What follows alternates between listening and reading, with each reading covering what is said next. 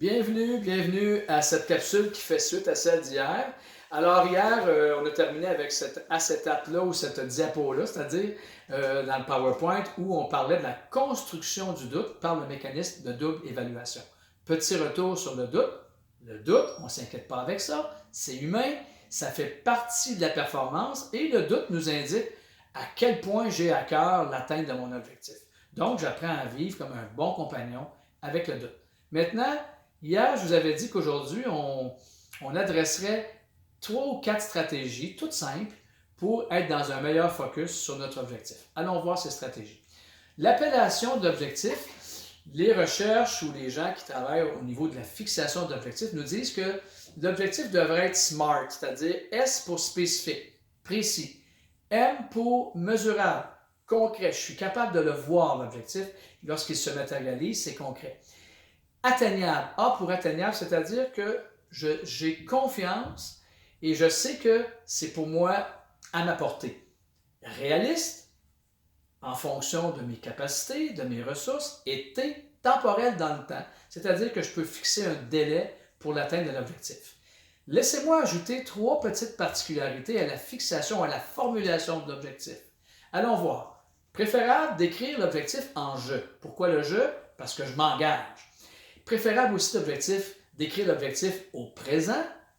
Pourquoi au présent? Parce que le cerveau étant ce qu'il est, lorsque je dis je m'entraîne, c'est comme si c'était fait et vous allez avoir des images qui vont venir de vous en train de vous entraîner.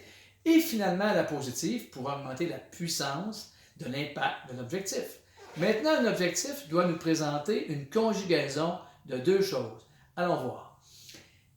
Un objectif doit présenter un défi, un niveau de défi qui n'est pas trop haut. S'il est trop haut, ma motivation peut chuter parce que l'atteinte va me paraître trop loin et doit stimuler en moi des habiletés. Mais s'il est trop bas, alors les habiletés qu'il va stimuler vont être aussi trop basses, donc je ne génère pas assez d'énergie.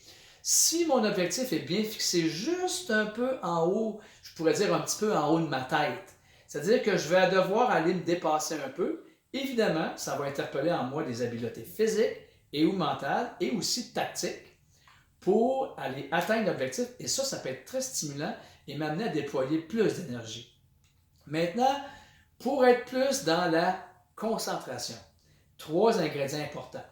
Vous devez être dans l'engagement, vous devez être dans un focus et vous devez installer un contexte où votre intention va être marquée.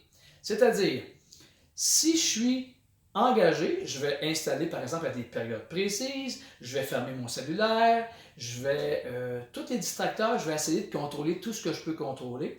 Donc, ça va m'amener dans un meilleur focus et mon intention, c'est-à-dire mon attention, la concentration qui est une décision de porter mon attention pendant 30 minutes sur l'atteinte de l'objectif, va m'aider à être à être dans une meilleure, je dirais, un meilleur état, qu'on peut dire, on peut s'approcher de l'état de flow, qu'on verra peut-être plus en détail dans une autre capsule subséquemment.